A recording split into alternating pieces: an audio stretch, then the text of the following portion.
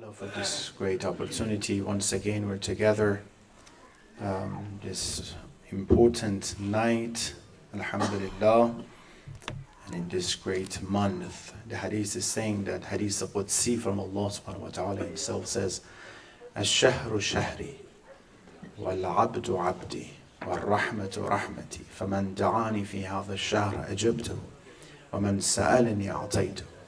The month is my month. The abd is my abd. Allah is saying, the abd is my abd, is my servant. The mercy is my mercy. Technically, what's going to, block me or prevent me from giving this khair and this mercy, the one who asks me in this month, I will give them all the blessings and rahmah in this month. And the one who calls me, I will answer that person. So inshallah, we'll take advantage of this moment in time, inshallah. Specifically, these few days we have left from month of Rajab, inshallah, we'll be among the Rajabiyun, inshallah. Salawat ala Muhammad wa ala Muhammad. So, following the topic that we had, self-improvement through spiritual awareness, the theme, we talk about different aspects of this course, and we got to the topic of we have to know ourselves, recognize our own self, our nafs, the component that actually we're dealing with within our ruh and soul. And we talk about different aspects of nafs. I'm just reviewing very quickly. Nafs ammara was the first one, who is ordering and commanding to su', to anything wrong, wants to break all the rules, doesn't want any following any rules, any recommendations, just want to achieve the what? The desires by itself, as the Quran says as well. And of course it had some, as we talked about, some characteristics, this nafs. Anytime you see that you want to do something so badly, and that's not okay, this is nafs ammara that is forcing you. The lead behind any sins, any haram, if it's not shaitan, it's nafs ammara. If it's shaitan, can be nafs ammara as well. We mentioned in Ramadan, we said shaitan is in chain, right? But we see people still committing haram. What is going on? The nafs ammara is active. They couldn't chain the nafs ammara. We mentioned the second nafs is nafs lawwama. The nafs lawwama is what? Is the nafs that is reprimanding the nafs, the self, is reproaching the person. Why did you do that? If it was wrong, why did you do that? In the Western culture, anything like that, you have to get away from it. Anything that will make you upset after you do something wrong, don't think about it. Don't stress yourself. It's gone. It's done. Why are you making yourself stress, right? It's over. But what we see in nafs ammar Islamically and ilahi and ma'navi and spiritually is that, of course, when I do something wrong, I should feel remorseful as much as possible to prevent me from doing that wrong things again and again, right? It's the tarbiyat of nafs, is to nurture my nafs and my ego, so you're not free to do whatever you want and bypass it, right? This nafs, as the Quran says, Surah Qiyamah, second, وَلَا أُقْسِمُ بِالنَّفْسِ اللَّوَّامَ. This nafs al-lawwama comes and what? Reprimand the person. Why did you do that wrong things?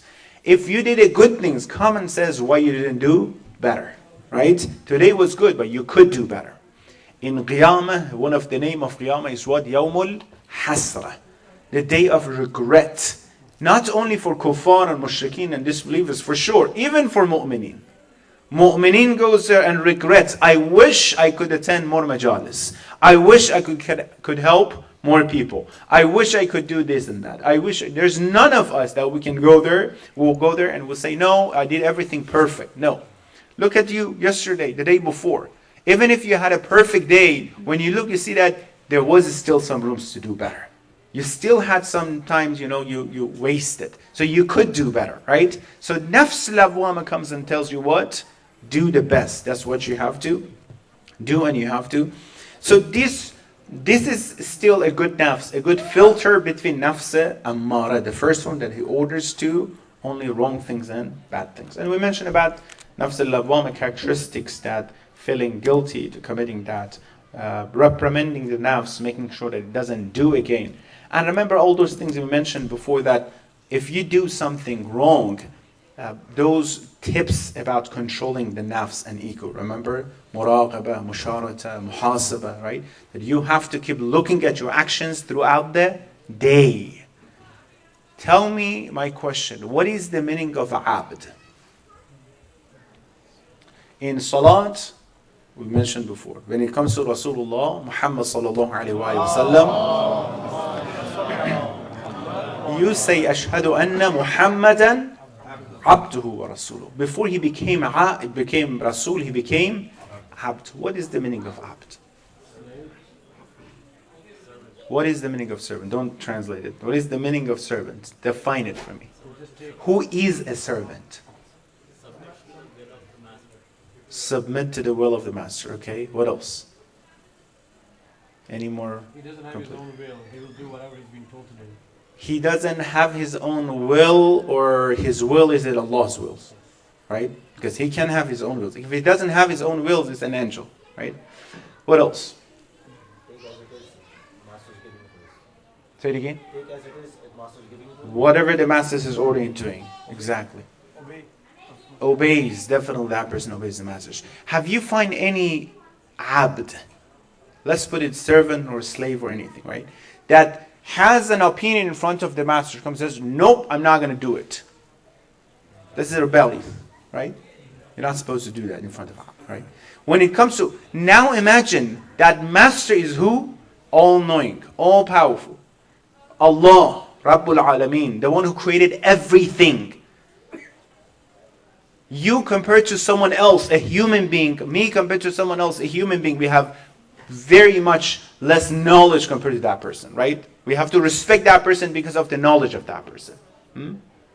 When it comes to parents and children, just for the sake of their parents, the titles, we have to respect them. Right? Some conventional things that we made for ourselves.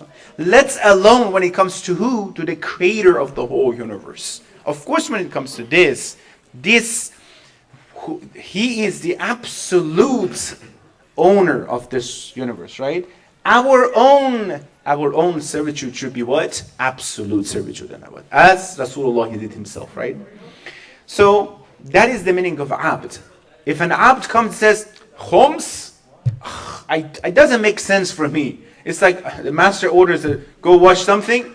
It doesn't make sense for me to go wash that thing. What do you mean it doesn't make sense? First of all, you don't have enough knowledge. Second of all, look at who is the master. Third, if you are an abd, remember that story of Imam Masum. He was passing the street and he saw in a house there's a voice of music and dance and stuff like that. It's like they had a party, something in the house, right? And the Kaniz came out, the servant came out, and Imam asked her, what's going on here? He says, my master, he had a party or something. Then Imam, someone asked her, so is it an abd or master? He says, no, it's master. Imam says, of course, if he was an abd, he wouldn't have done this, right? Imam left, she went inside, the master asked her, what took you a long time, to come in? He says, that's what happened. As soon as he heard that what Imam says, he realized what that means. He ran towards Imam without shoes and says, what did you say? Ibn Rasulullah says, if you were an abd, you were following him, you wouldn't do this. Because you are not abd, because you are free. She said he's free. It says, because you are free, you can do these things.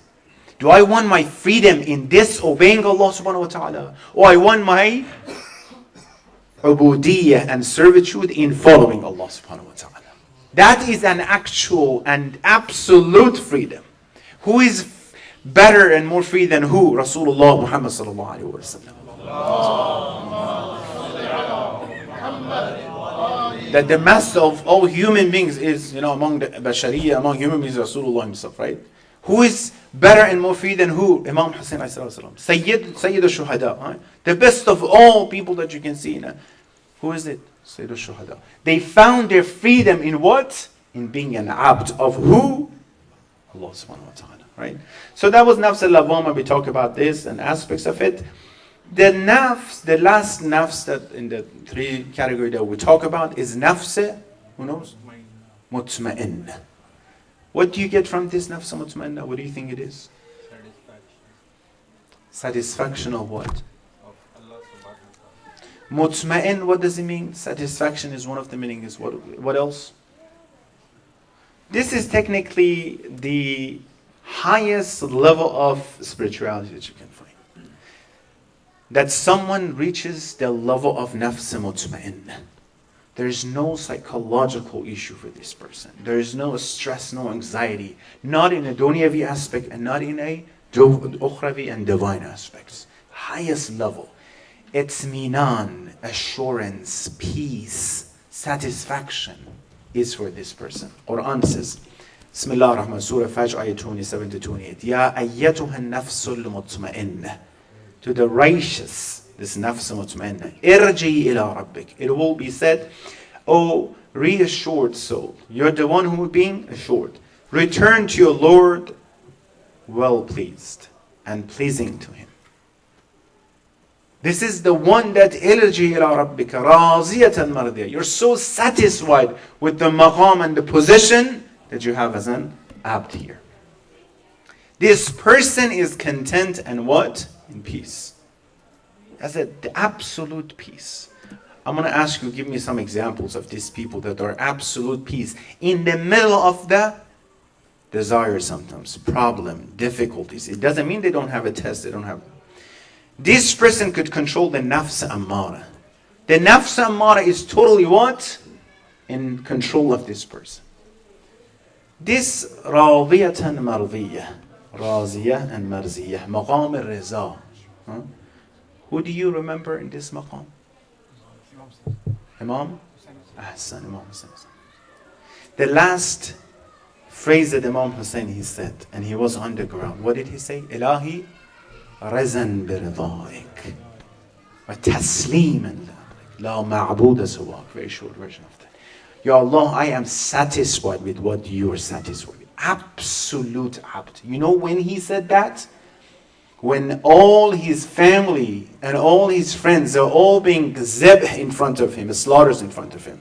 He technically shaked his daman and everything he had, he did and he gave for the sake of Allah. He didn't have anything else to give for the sake of Allah, right? At that moment, he didn't say, Ya Allah, you see that? Did you see I did everything you asked? Ilahi ridhan biradhaik. That means if I had anything else, I would have given you. Maqam abd here. Raziyatan marziyah. Me, the reason I have anxieties and issue and problem is what? Because I want this. I'm not razi bi-riza of Allah. I'm not satisfied with His rule. Ya Allah, why this way? Why they have it? I don't have it. Why I don't have more? Why this should happen? Why should keep questioning Allah subhanahu wa ta'ala? What kind of abd is this? An abd in saying, Imam Hussein didn't say, Ya Allah, why me should I go there? You know I'm the best. Yusuf didn't say, Ya Allah, why me should go all the way at the bottom of the well? Why not on the ground? He wants, I want. You. Maqam al-riza abd. Right? And of course, look how Allah would look at that servant in this maqam. Today is the day that Imam Hussein, he left Medina to what? Towards Mecca. And of course, this journey towards Karbala. Because when he left, it was not for Karbala because there's no letter yet, right? Imam left, why? Because Walid ibn Uqba is the commander he's the ruler of Medina. By who? By Yazid, by Muawiyah. 2-3 days after the death of Muawiyah, the Yazid told him, take the bay'ah and allegiance from Hussein, however it's possible. And Abdullah bin Zubayr, the son of Zubayr. He invited Imam, who is this Walid ibn Uqba? One after another, more the worst one. Walid ibn Uqba is the one who was the ruler of Kufa. People of Kufa. Who put him in that position? The third caliph, right? And this is history, this is not about anything, it's history, pure history. People of Kufa, when complained to Uthman, the third caliph, this guy is drinking and coming to Salat. Salat al-Fajr, he was drunk, he said the Salat al-Fajr 3 rak'ah.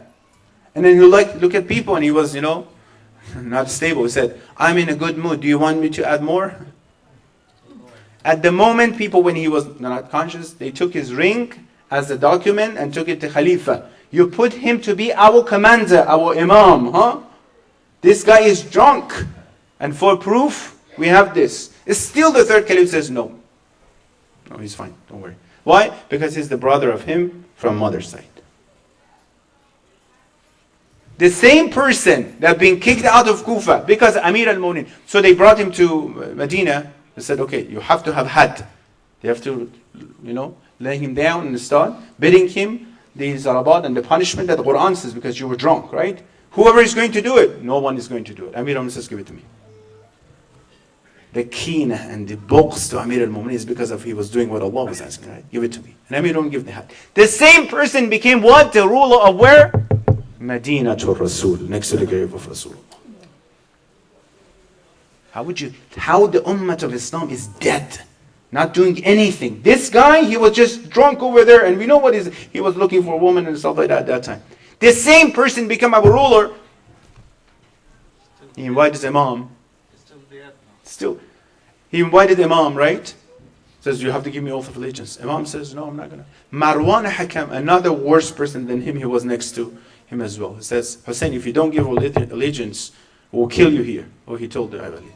Imam says, you are going to kill me? Wallahi, you cannot. You know that.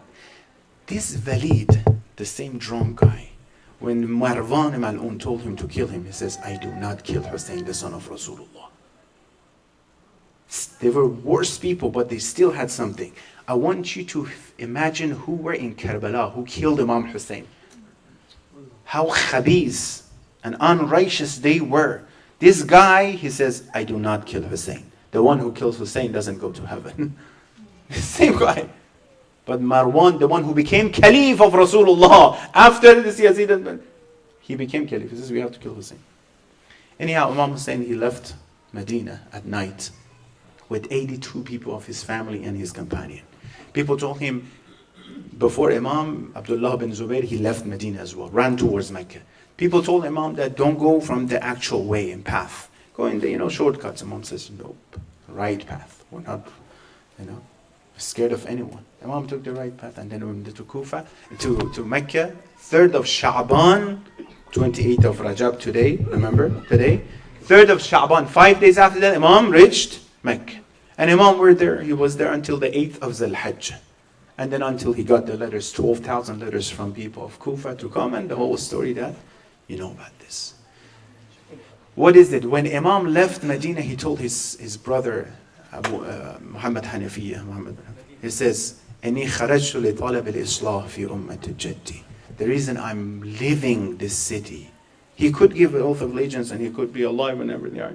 The reason I'm living is for the what? Satisfaction of Allah, to revive the ummah of my grandfather, Muhammad sallallahu alaihi wasallam. This maqam al-ridha radiyatan mardiyah, nafs what? Mutma'in. When Imam Hussein is going there, do you see any panic attack? Do you see any anxiety in Imam's? Have you read the story? Many people just say, saw Imam when he left and he came and he went to Kufa, towards Kufa.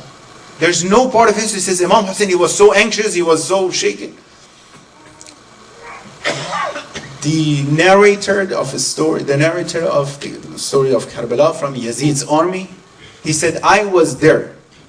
The closer he was getting to the end of his life, the happier he would look like.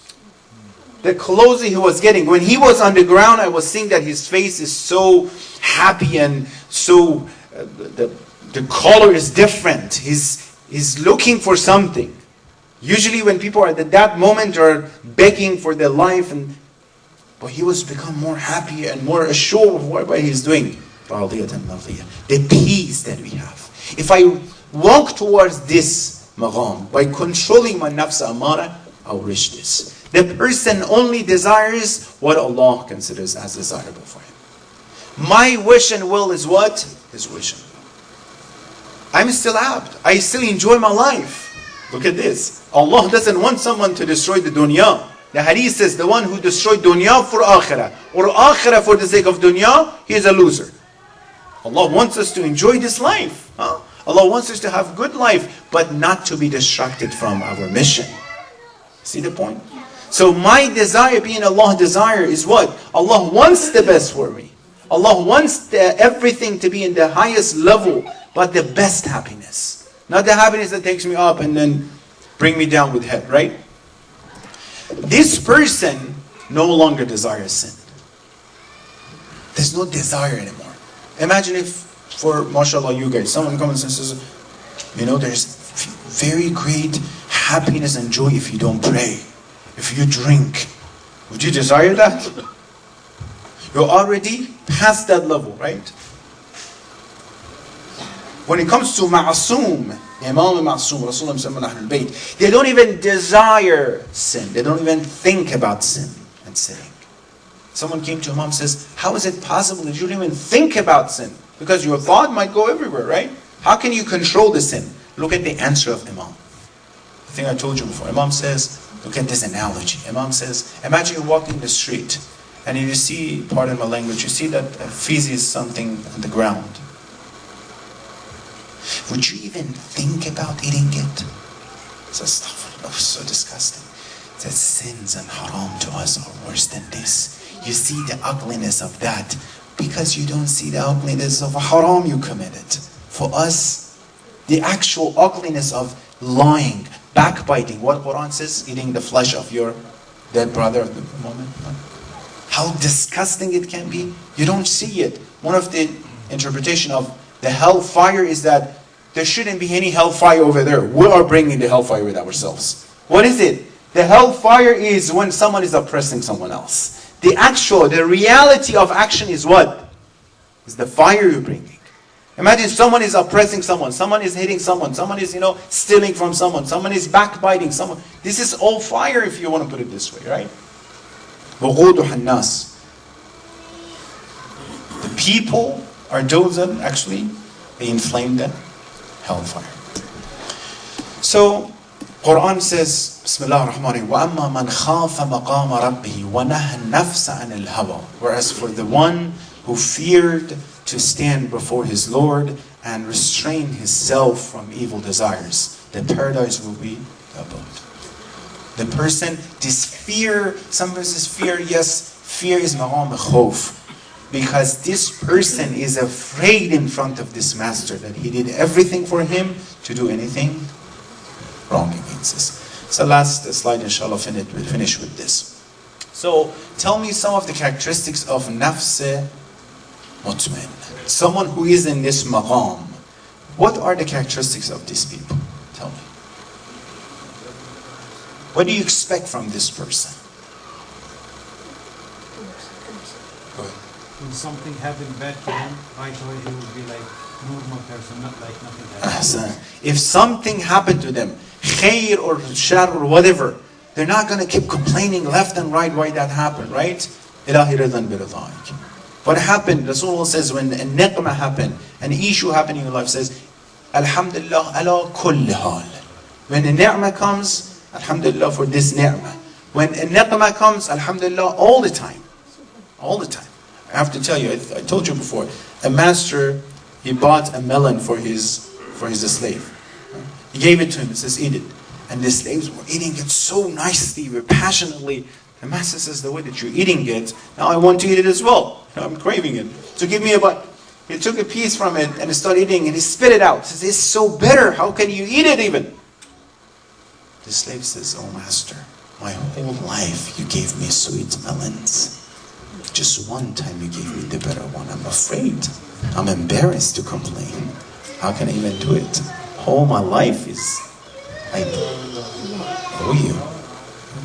Whole life Allah gave me everything. I don't see it as soon as little bit. I don't see the positive side. I don't see everything is fine. As soon as little thing happen, ya Allah start complaining. Really?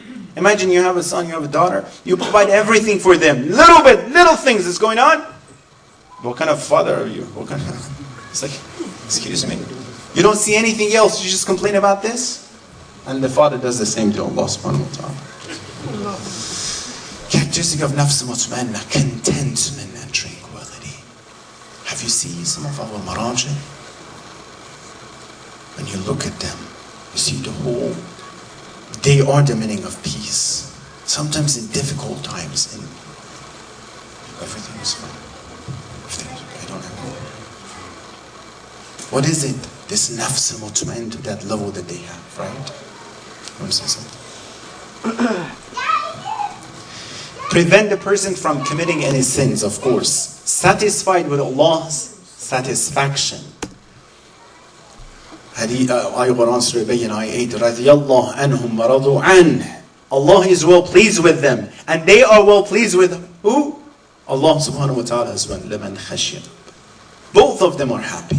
Allah and this person for this maqam that they have.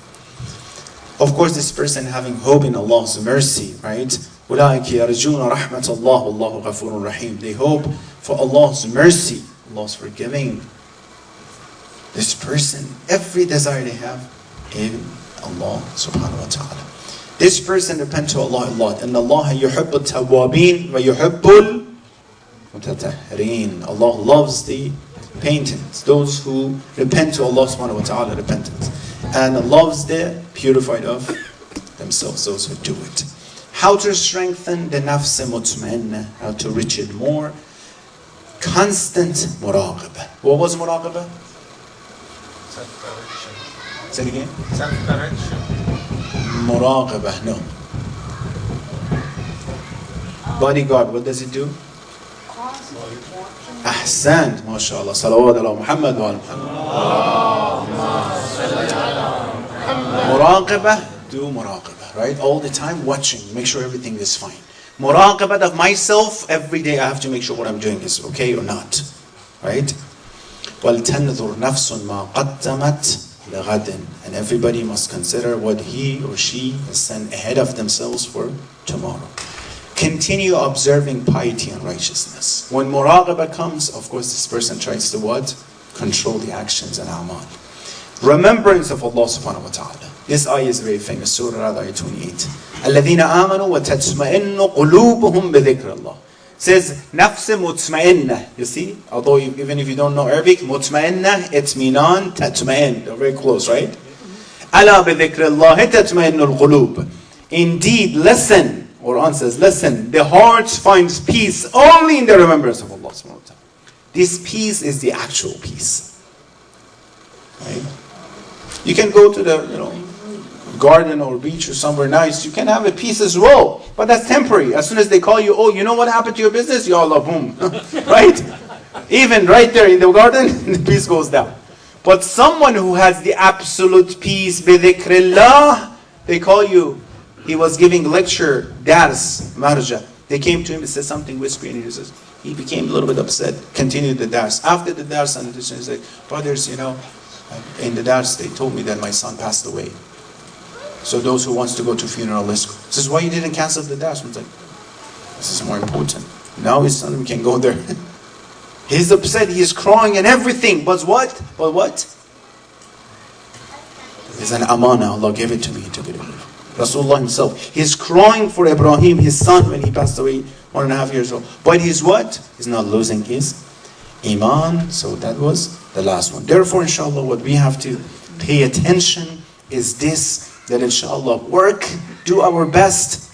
Remember last time I said, even if it's so difficult to reach to these positions, at least we can wish, we can dream about it. We can dream about it, that inshallah I'm trying to work for that sake. Reach that level, to be good enough to be able to what? To reach that level, inshallah. But of course it starts with the first step, second steps, shortest steps that we had and we talked about to control nafs. Daily work, daily job. Halal, haram, muharramat. These things. It's not something spiritual you have to do, no.